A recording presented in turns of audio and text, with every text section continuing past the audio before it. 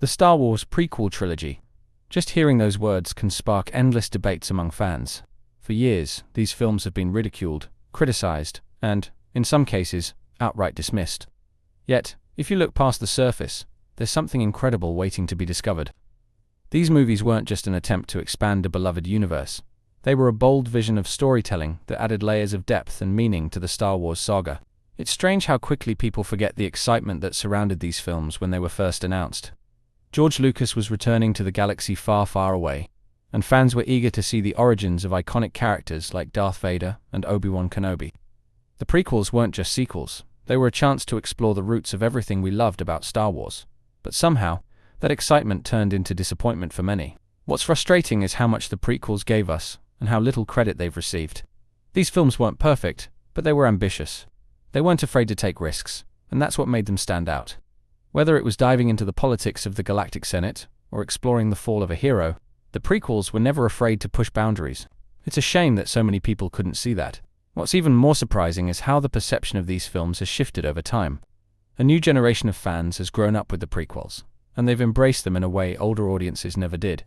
For them, these movies are as much a part of Star Wars as the original trilogy. It's a reminder that sometimes, time and perspective can reveal the true value of a story. So, why are the first 3 episodes of Star Wars so underrated? That's what we're here to explore. From their themes and characters to their legacy and impact, the prequels deserve more appreciation than they've ever received. They may not be flawless, but they're an essential piece of the Star Wars saga. It's time to give them the credit they deserve. The first 3 episodes of Star Wars, often called the prequels, were groundbreaking in their ambition. They aimed to tell the origin story of one of the most iconic villains in cinematic history. Yet for some reason, they were met with such harsh criticism. People seemed more focused on nitpicking rather than appreciating the effort that went into creating these films. It's frustrating to see how quickly the prequels were dismissed without giving them a fair chance. What makes these films special is their ability to weave together a tragic story about choices, consequences, and destiny.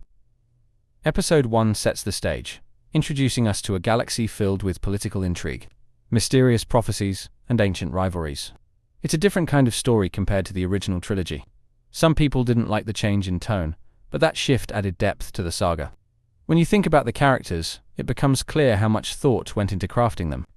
Qui-Gon Jinn wasn't just a Jedi, he was a mentor who represented everything noble about the Order, and Obi-Wan, burdened with taking on Anakin as his apprentice, showed the weight of responsibility. These characters weren't perfect, and that's what made them relatable.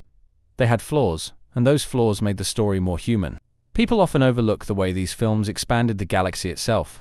We got to see Coruscant, the Jedi Temple, and the Senate Chambers, all of which made the Star Wars universe feel alive and rich with history.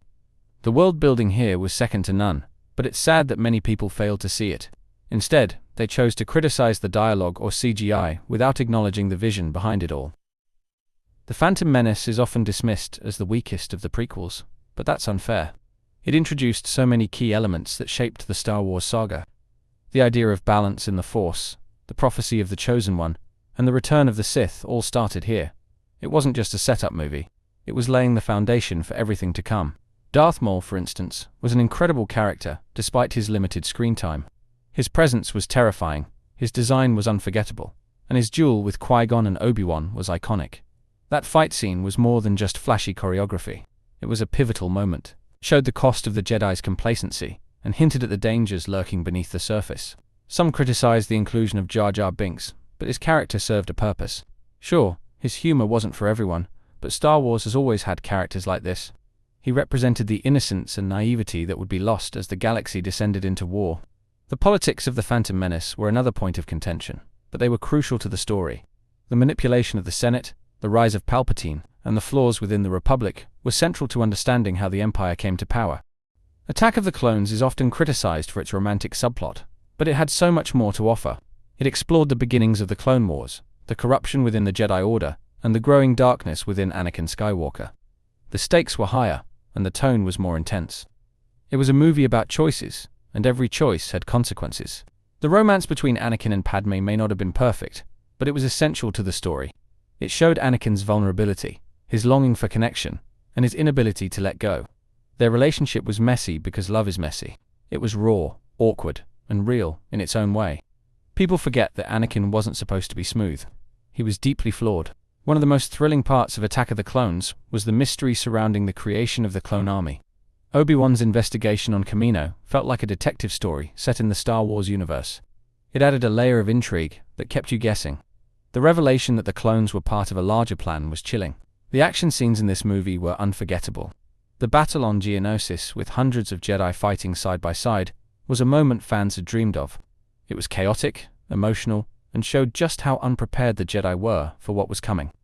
That final duel between Anakin, Obi-Wan, and Dooku hinted at the struggles that would tear them apart in the future.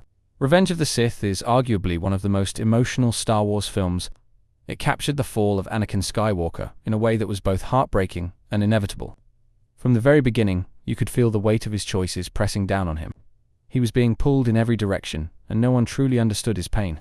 Palpatine's manipulation of Anakin was a masterclass in storytelling. He preyed on Anakin's fears, ambitions, and insecurities, twisting them to serve his own agenda.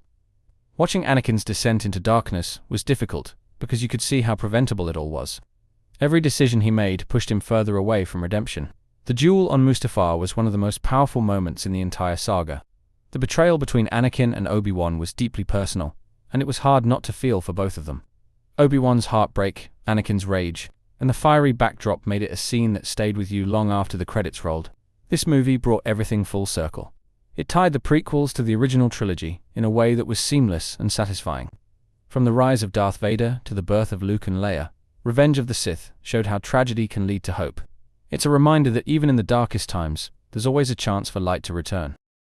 One of the most fascinating aspects of the prequel trilogy is its exploration of themes like power, fear, and destiny. These films weren't just about space battles and lightsaber duels. They were about what happens when good people make bad choices. The entire story of Anakin Skywalker is a cautionary tale about the dangers of fear and the corruption of power. Fear is at the heart of Anakin's fall. He feared losing his loved ones, he feared failure, and ultimately, he feared himself. The Jedi's inability to help him navigate these emotions only made things worse. Instead of being a source of guidance, they pushed him further into isolation. It's painful to watch because you know it could have been avoided. The idea of destiny also plays a significant role. Anakin was the chosen one, but what does that really mean? Was he destined to fall, or did he have the power to choose his own path?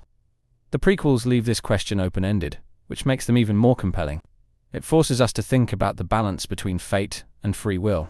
Power is another key theme that runs through the trilogy. Palpatine's rise to power is a chilling reminder of how people can be manipulated. The Republic, the Jedi, and even Anakin were all pawns in his grand scheme. It's terrifying to see how one person's ambition can lead to the downfall of an entire galaxy. That's the kind of storytelling that stays with you. The prequel trilogy has faced its fair share of criticism over the years, but many of these complaints feel misplaced. One common critique is the use of CGI, which some argue makes the films feel artificial. While it's true that the prequels leaned heavily on technology, they also pushed the boundaries of what was possible in filmmaking. The visuals were groundbreaking for their time. Another criticism, often aimed at the prequels, is the dialogue. Yes, there are moments where the lines feel awkward, but this isn't unique to the prequels. Star Wars has always had a certain style of dialogue that doesn't fit neatly into our world. It's part of what makes the galaxy far, far away feel so different. It's strange that people are quick to forget that. The portrayal of Anakin is another point of contention. Some fans found him unlikable, but that was the point. He wasn't meant to be a hero in the traditional sense. He was a flawed, broken individual whose journey was tragic. His struggles with fear, anger, and attachment made him human. It's hard not to feel frustrated when people overlook that complexity. And then there's the criticism of Jar Jar Binks. While he wasn't everyone's favorite character, it's unfair to pin the shortcomings of an entire trilogy on him. He was one piece of a much larger puzzle, and his inclusion didn't ruin the story. It's exhausting to see how one character can overshadow everything else the prequels accomplished. In recent years, the prequels have experienced a resurgence in popularity. A new generation of fans has grown up with these films and appreciates them in ways that older audiences never did. It's amazing to see how time has shifted the perception of these movies.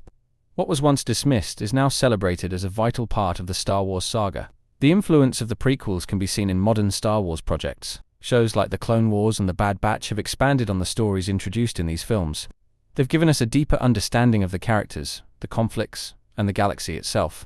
It's proof that the prequels laid a foundation that continues to inspire creators today. The memes and humor surrounding the prequels have also played a role in their legacy.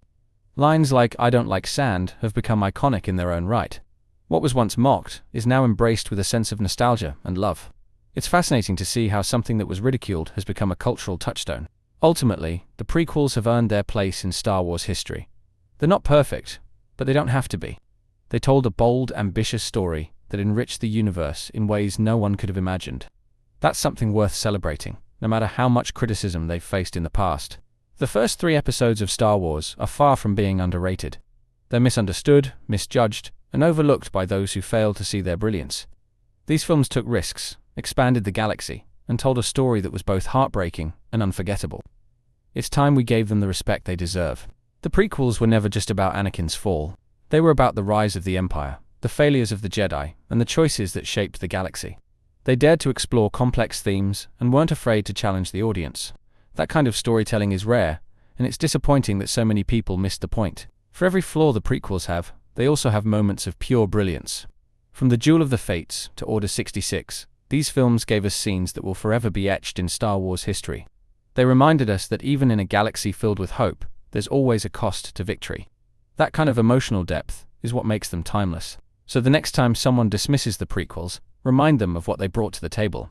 Remind them of the risks George Lucas took and the vision he brought to life.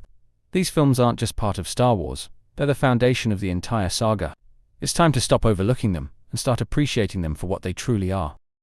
Thanks so much for watching. I spend a good bit of time making sure each video is great. If you enjoyed this video, don't forget to leave a like and subscribe to the channel if you haven't already. It really helps out and means a lot to me. As always, let me know your thoughts in the comments. We'll see you in the next one.